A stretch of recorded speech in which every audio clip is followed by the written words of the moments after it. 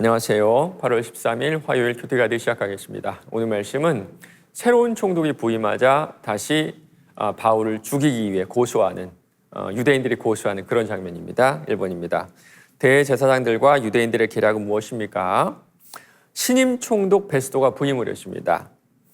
단 3일 만에 대제사장들과 유대인들 중에 높은 사람들이 바울을 그에게 다시 고소를 하는데요. 24장과 25장 사이에는 2년이라는 시간이 있습니다. 2년.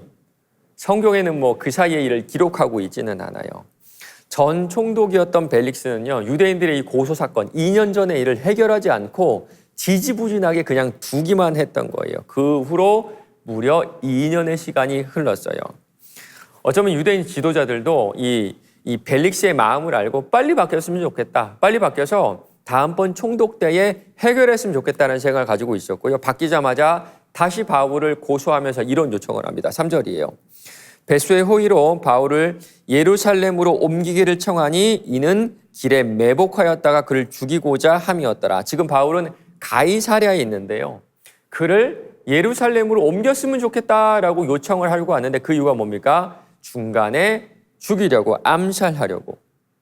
유대인들도 알았습니다. 로마법에 따라서는 어떠한 잘못을 찾을 수 없다는 것을, 유죄 판결을 받을 수 없다는 것을 알았기 때문에 암살하는 방법밖에 없었거든요. 맞습니다. 지금 율법을 가진 이들이 불법적인 일을 행하려고 하는 거예요. 2번입니다. 베스도가 바울에게 질문한 것은 무엇입니까? 9절 말씀 읽겠습니다. 베스도가 유대인의 마음을 얻고자 하여 바울을 너로 묻되 네가 예루살렘에 올라가서 이 사건에 대하여 내 앞에서 신문을 받으려냐? 신임 총독 베스도도 유대인들의 마음을 얻고 싶어 했습니다. 유대인들도 베스도의 마음을 얻고 싶었지만 반대도 마찬가지였어요. 사실 베스도는 공무원이었죠. 중앙정부로부터 파견을 받아온 좀 고위직 공무원이라고 생각하시면 될 텐데요. 고위직 공무원을 거기다 파견했을 때 중앙정부가 원하는 것은 무엇이었을까요? 평안한 거겠죠. 아무런 분란이 없는 거겠죠. 만약에 어떤 분란이 생기거나 폭동이 생기면 이 모든 책임을 베스도가 받게 되고요. 때로는 그 직에서 해임을 당하거나 아니면 감옥에 갇히기도 하는 그런 책임도 져야 됐었거든요. 베스도도 그래서 유대인들의 마음을 얻으려고 했던 겁니다. 법적으로는 바울을 예루살렘으로 옮길 명분이 없어요. 그래서 바울에게 물어보는 겁니다. 지금 3번입니다. 바울은 누구에게 재판을 요청합니까? 11절입니다. 만일 내가 불의를 행하여 무슨 죽을 죄를 지었으면 죽기를 사양하지 아니할 것이나 만일 이 사람들이 나를 고발하는 것이 다 사실이 아니면 아무도 나를 그들에게 내어줄 수 없나이다. 내가 가이사께 상소하노라. 근데 가이사에게 재판을 받고자 하죠. 요즘 말로 말하자면 대법원에 가서 내가 마지막으로 판결을 받겠다, 그런 뜻이거든요. 바울은 로마 시민이었기 때문에 그럴 권리가 있었습니다. 만약에 예루살렘에서 재판을 받는다 그러면 베스도가 재판관이 되겠고 그 지역의 유력 인사들을 초청해서 배심원을 삼겠죠. 그렇다면 그 가운데 유대인들이 있을 겁니다. 그렇다면 공정한 재판을 받지 못하게 돼요. 그리고 이런 생각도 들어요. 베스도가 만약에 이 사건을 재판했다면 그는 바울을 석방할 수밖에 없었습니다. 유죄 판결을 내릴 그런 죄목이 없었거든요. 그렇다면 석방한 즉시 유대인들에게 살해당하지 않았을까요? 그렇죠. 그런데 지금 어떻습니까? 로마로 가는 그 길에는 로마 병사들이 호위를 하고 있었기 때문에 아주 안전하게 구금된 장소를 지금 떠나게 되죠. 또한 로마로 가게 될 것이란 그 말씀이 딱 이루어지는 그런 모습입니다. 4번입니다. 바울에게 죄가 없음이 분명함에도 구금된 지 2년이 넘도록 판결이 나지 않은 상황에서 바울의 심정은 어떠했을지 묵상해 봅시다. 여러분 기다리는 거 좋아하시나요? 좋아하는 사람 없을 겁니다. 특별히 한국 사람은 기다리는 거 정말 싫어하죠. 우리 엘리베이터 버튼 보면요, 닫힌 버튼만 다 달아있어요. 열린 버튼 거의 새 거지만 닫힌 버튼은 거의 다 달아있는 거 볼 수 있을 정도로 싫어하는데요. 오늘 바울의 기다림은 좀 강제적인 기다림 같아요. 이 기다림을 줄일 수가 없잖아요. 맞습니다. 기다림의 시간은 어쩌면 시험의 시간이기도 하고 두려움의 시간이에요. 그런데 우리 인생을 보면 주님은 우리를 참 많이 기다리게 하시는 것 같아요. 그렇죠.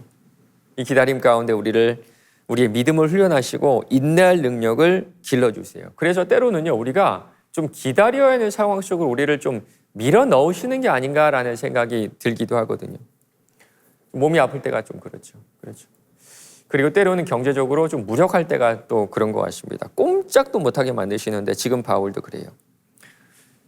그런데 바울을 보면 이 시간에 해야 할 일을 했던 것 같습니다. 해야 할 일을. 매일 했던 일을 계속적으로 반복했던 것 같아요. 바울은 무슨 일을 했습니까? 찾아오는 사람들에게 계속적으로 복음을 전했어요. 맞습니다. 우리가 기다리는 시간 동안에 할 일이 바로 이거예요. 반복하는 겁니다. 그냥 일상을 반복적으로 살아내는 거예요. 뭐 특별한 일을 할 필요도 없고요. 무언가 내가 이 상황을 타개하기 위해서 무언가 만들어내거나 열심히 할 필요도 없어요. 우리 주님은 우리가 기다려야 되는 이 시간에 계속적으로 우리 주님께 허락하신 일상을 반복해 살아내기를 원하시거든요. 그 가운데 우리 주님께서 이 기다림의 끝도 주시고 기다림의 이유도 알려주시지 않을까요? 마지막 5번입니다. 복음의 증인이 되기 위해 인내할 때 기억해야 할 것이 무엇인지 생각해보고 하나님의 능력을 의지합시다. 저는 기억해야 될 게 딱 하나라고 생각하거든요. 그게 뭐냐면요. 끝이 있다. 끝이 있다. 그 기다림은 영원하지 않습니다. 분명히 끝이 있어요. 그리고 그 끝은 아름다워야 합니다. 요즘에 올해는 왜 이렇게 많은 분들이 소천하시는지 모르겠어요. 특별히 어르신들 많이 소천하시는데 소천하실 때 보면 몸도 마음도 참 연약해지세요. 참 무력해지시는 것을 볼 수 있는데 우리의 마지막도 그럴 것 같습니다. 육체적으로도 정신적으로도 어쩌면 경제적으로도 가장 연약한 모습으로 우리의 마지막 순간을 보낼 가능성이 참 크죠. 예전에 목사님들의 목사님이라는 분이 돌아가실 때가 있었는데요.